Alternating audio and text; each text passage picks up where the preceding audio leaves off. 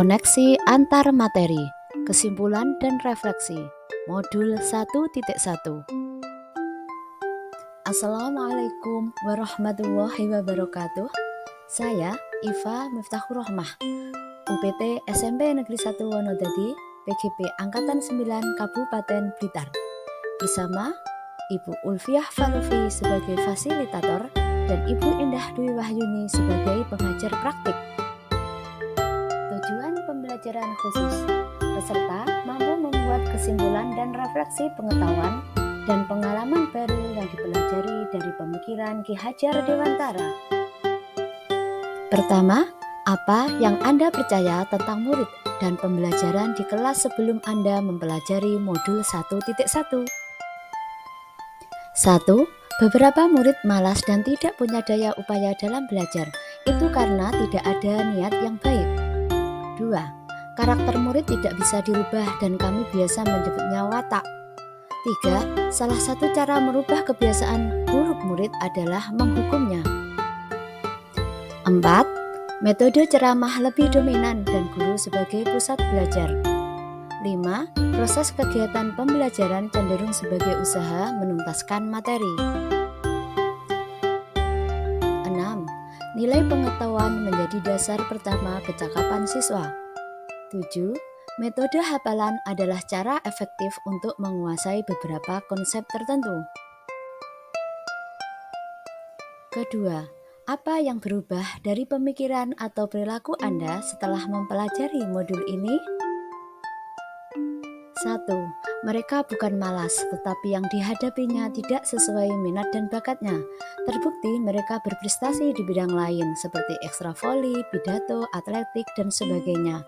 Jadi yang punya kehendak itu siswanya, bukan pamong gurunya, dosennya, yang memaksakan kamu harus jadi hijau, harus jadi merah. Inilah Tutwuri Handayani yang jadi dasar membersamai mereka. 2.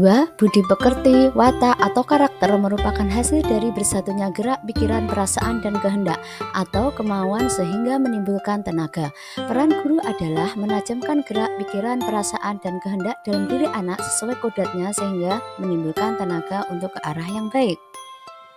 3. Menurut KHD, tata krama yang baik adalah kunci keharmonisan dan keseimbangan dalam hidup. Oleh karena itu, pelaksanaan pelatihan harus komprehensif dan seimbang. Di sekolah, program pembiasaan bisa merubah kebiasaan buruk pada program pembiasaan. 4. Bukan guru pusat pembelajaran, tetapi murid pusat belajar, sedangkan guru adalah penuntun, pamong, atau fasilitator mereka. 5. KBN bukan soal menuntaskan materi. Menurut KHD, pendidikan adalah upaya untuk memajukan bertumbuhnya pendidikan budi pekerti, kekuatan batin dan karakter, pikiran, serta tubuh anak. 6. Orientasi pembelajaran tidak hanya soal nilai pengetahuan kognitif saja, namun juga pada keterampilan. Juga terpenting pembentukan budi pekerti serta mengembangkan potensi anak. Sebagai guru, kita harus kreatif membuat strategi pembelajaran. 7. Menghafal belum tentu memahami. Dalam waktu tertentu, murid akan lupa. Menurut KHD, pendidikan adalah suatu proses yang melibatkan pengalaman, pembelajaran, pemahaman, dan penerapan nilai yang memungkinkan manusia untuk berkembang ke arah kemajuan, kesempurnaan, dan kesejahteraan. Pendidikan harus dimulai dalam dirinya sendiri dan menekankan pada proses pengembangan kepribadian manusia. Ketiga, apa yang dapat segera Anda terapkan lebih baik agar kelas Anda mencerminkan pemikiran KHD? 1. Menuntun kekuatan kodrat, membuat tes diagnostik minat, bakat, dan kemampuannya untuk memudahkan pendampingannya dalam belajar. 2. Bermain sebagai strategi dalam pembelajaran dan penyegaran dalam proses pembelajaran. 3. Membuka ruang untuk anak sesuai dengan alam mereka dan mengikuti perkembangan yang ada sesuai dengan perkembangan zaman saat ini.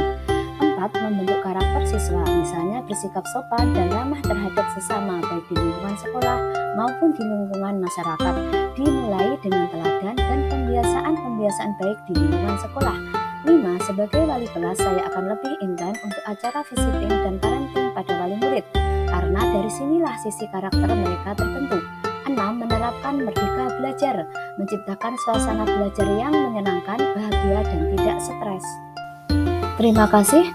Wassalamualaikum warahmatullahi wabarakatuh.